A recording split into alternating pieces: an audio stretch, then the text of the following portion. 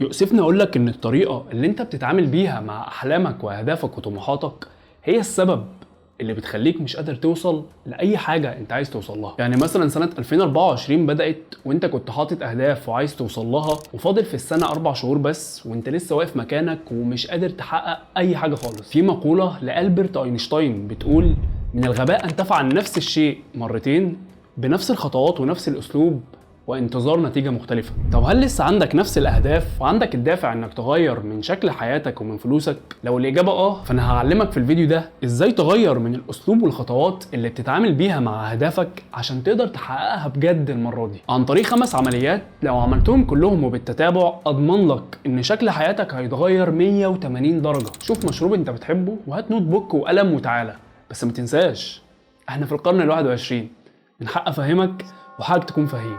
يلا نستمتع.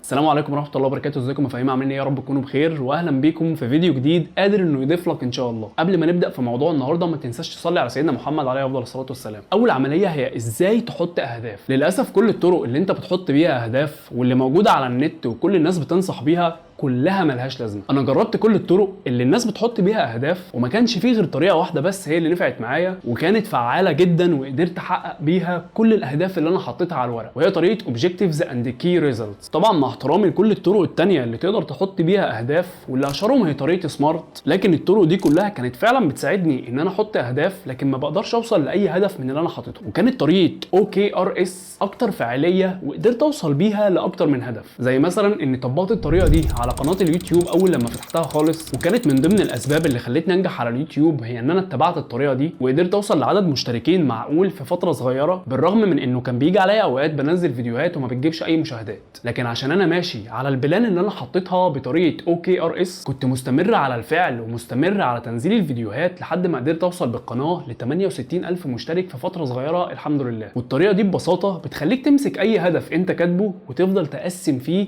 لحد ما توصل لاصغر جزء قابل للتنفيذ. خليني اوضح لك الطريقه بمثال بسيط. انت مثلا بتعاني من الاسعار الغاليه ومرتبك ضعيف في الشركه اللي انت شغال فيها وعايز تحسن من دخلك، فانت قررت انك تدخل فلوس بالدولار عشان تحسن من وضعك المالي وحطيت ده هدف بالنسبه لك. بتكتب الهدف ده على ورقه وتفضل تقسمه لحد ما توصل لاصغر جزء قابل للتنفيذ. عشان تدخل فلوس بالدولار هتعمل حاجه من اتنين: اما انك تسافر تشتغل بره في اي بلد في اوروبا او تشتغل على النت. السفر بره هيحتاج فيزا وتاشيره ومصاريف سفر وغيره، وانت مش مستعد دلوقتي انك تخوض الرحله دي، فانت هتشطب على النتيجه دي وتروح للنتيجه التانيه. الشغل على النت هيحتاج انك تقدم قيمه للناس اونلاين عشان يدفعوا لك عليها فلوس بالدولار، والقيمه عباره عن خدمه او منتج، وانك تقدم منتج معناها انك تشتري منتج جاهز وترجع تبيعه على النت بسعر اعلى، او انك تصنع منتج وتبيعه على النت. والخدمه هي انك تعمل حاجه للناس تساعدهم في شغلهم او حياتهم، زي خدمه البرمجه وزي خدمه المونتاج وخدمه الماركتينج وغيرهم. طيب انت مش عايز تقدم منتج وعايز تقدم خدمه، يبقى لازم تتعلم الخدمه وتكون بتعرف تعملها. هتدخل على كل خدمه وتشوف ايه الحاجات اللي لازم تكون عارفها عشان تقدر تقدم الخدمه دي للناس وتاخد عليها فلوس. هنا انت وصلت لاخر جزء قابل للتنفيذ، وهو انك تتعلم مهاره تقدمها للناس على اساس انها قيمه عشان يدفعوا لك عليها فلوس بالدولار. شايف الخطه دي كلها؟ ابدا طبقها على كل الاهداف اللي انت عايز تحطها في حياتك. افضل قسم في الاهداف لحد ما توصل لاصغر جزء قابل للتنفيذ واللي بنسميه بوينت اوف اكشن. بعد ما توصل له في كل الاهداف اللي انت حطيتها بتعمل العمليه الثانيه واللي هي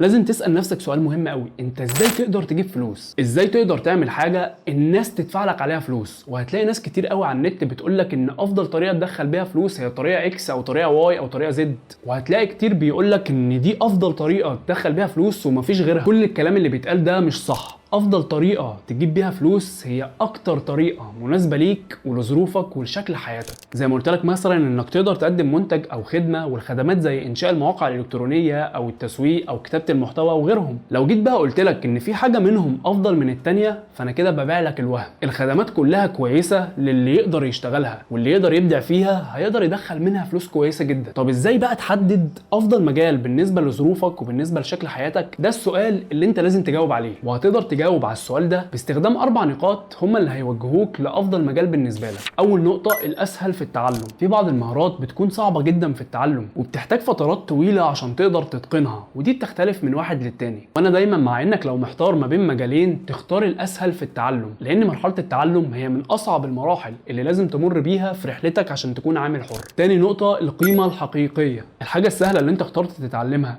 هل ليها قيمه حقيقيه الناس تدفع لك عليها فلوس؟ لازم تحط في الاعتبار القيمه اللي انت هتقدمها للناس عشان يدفعوا لك عليها فلوس. ثالث نقطه هي العوائق اللي قدامك عشان تبدا. ما ينفعش تختار مهاره محتاجه امكانيات عاليه قوي والامكانيات دي مش معاك. ما ينفعش مثلا تختار مهاره ال 3 دي انيميشن وانت مش معاك جهاز لابتوب قوي، او تقول لي مثلا هتعلمها من الموبايل. فلازم تكون واخد بالك من العوائق اللي هتكون قدامك وانت بتختار المجال اللي انت عايز تتعلمه. رابع نقطه انك تكون مؤهل للمهاره دي، ودي نقطه مهمه قوي، لانك لو اخترت مجال مثلا سهل في التعلم وبيقدم قيمه للناس ومفيش عوائق فيه، لكن انت نفسك مش مؤهل نفسيا وما عندكش القدرات اللي تخليك تشتغل في المجال ده، فانت مش هتنجح فيه. فانت هتعمل جدول تكتب فيه المهارات اللي انت بتفاضل ما بينهم، وابدا قارن ما بين كل مهاره باستخدام الاربع نقط اللي احنا حددناهم، وهتلاقي في مهاره او اتنين تقدر تفاضل ما بينهم وهتختار منهم واحده تتعلمها، ولكن اختار على اساس سهوله التعلم والعوائق اللي قدامك عشان تبدا في المهاره دي. وبالطريقه دي انت هتكون جاوبت وسهلت على نفسك اسئله كتير وتشتت كبير ما بين المهارات الكتير قوي اللي موجوده على النت. وبعد ما تختار مهاره هتدخل على العمليه الثالثه واللي هي مرحله التعلم.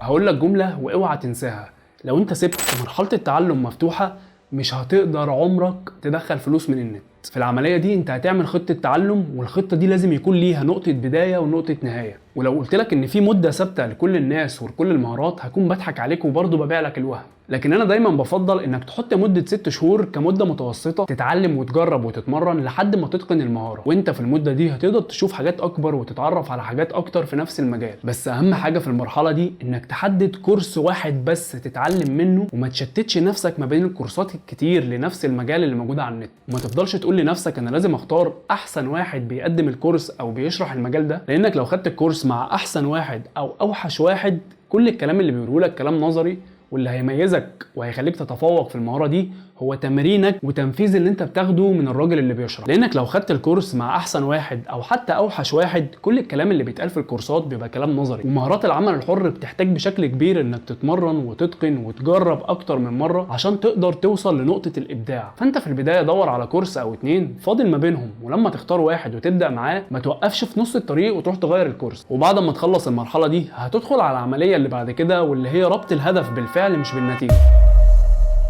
الغلط اللي انت دايما بتعمله انك بتربط الهدف بتاعك بالنتيجه اللي انت عايز توصل لها، وخليني اوضح لك ازاي. لو انت مثلا اخترت مجال انشاء المواقع الالكترونيه وقررت انك تتعلمه لان هو اكتر مجال مناسب ليك، وحددت 6 شهور في التعلم، وفي رحله التعلم ربطت الهدف بتاعك بالنتيجه وقلت انا عايز اتعلم عشان اعمل موقع واسلمه للعميل ويديني عليه فلوس، هنا انت ربطت في دماغك ما بين انك تنشئ موقع وما بين انك تسلمه للعميل ويديك عليه فلوس. وبعد ما اتعلمت كام حاجه وبقيت تعرف تنشئ موقع، رحت تدور على عميل وتوريه الموقع اللي انت عامله وقال لك ايه يا ابني اللي انت عامله دوت انا مش عاجبني خالص، وانت مش مؤهل اصلا انك تدور على عميل دلوقتي. فانت بتبدا تيأس وبتفكر ان كل مرحله التعلم اللي انت فيها دي هتؤول الى الفشل ومش هتقدر تاخد عميل، لانك ربطت ما بين الحاجه اللي انت بتتعلمها وبين انك هتدور على عميل عشان يدفع لك فلوس. لكن انت نسيت تعمل حاجه مهمه قوي، هي انك تعمل موقع بدون عميل. افضل طريقه تحترف بيها بناء المواقع الالكترونيه هي انك تبني موقع الكتروني. بسيطة، حدد 10 أفكار ل10 مواقع إلكترونية في مجالات مختلفة، وابدأ اشتغل وطبق اللي انت اتعلمته على ال10 مواقع دول، وبعد ما تخلصهم شوف ايه اللي ناقصك وطوره أكتر، وحاول تتحسن كل يوم، وخليك دايما مقتنع انك طالما بتخلص المهمة اللي عندك في اليوم بتاعك فانت بتتقدم خطوة ناحية الهدف اللي انت عايز توصل له. وبعد كده ابقى سوق لنفسك بال10 مواقع اللي انت عملتهم، وهتلاقي وقتها عميل يدفع لك فلوس عشان يستفاد بالخدمة بتاعتك. العملية الأخيرة هي فكر بره الصندوق. لما توصل لاخر عمليه هتكون قدرت تدخل فلوس اونلاين من الخدمه اللي انت اشتغلتها، لكن مش هتكون في البدايه فلوس كتير. تبدا تفكر بقى ازاي تدخل فلوس اكتر من نفس المهاره بانك تتعلم وتتمرن اكتر في نفس المجال، او انك تفتح مثلا قناه يوتيوب وتعلم الناس الحاجه اللي انت اتعلمتها، او انك تعمل كورسات مدفوعه وترفعها على مواقع الكترونيه. تبدا بقى تشوف ايه هي الطريقه المناسبه اللي تزود بيها الفلوس اللي داخلالك من نفس المهاره، وبعد فتره مثلا تقدر تفتح بيزنس بالمهاره اللي انت اتعلمتها. انت اصلا لما توصل للمرحله دي هيجي في دماغك افكار كتير جدا مختلفه، فانت دايما خليك حريص انك تزود الفلوس اللي داخله لك كل شهر، ان هي دي الطريقه الوحيده اللي ممكن توصلك في يوم من الايام للحريه الماليه. الفيديو خلص لكن احنا لسه ما خلصناش. اشترك في القناه وفعل زرار الجرس، وقولوا لي في الكومنتات ايه رايكم في طريقه التصوير الجديده. لو عجبتكم استناني كمان اسبوع. سلام.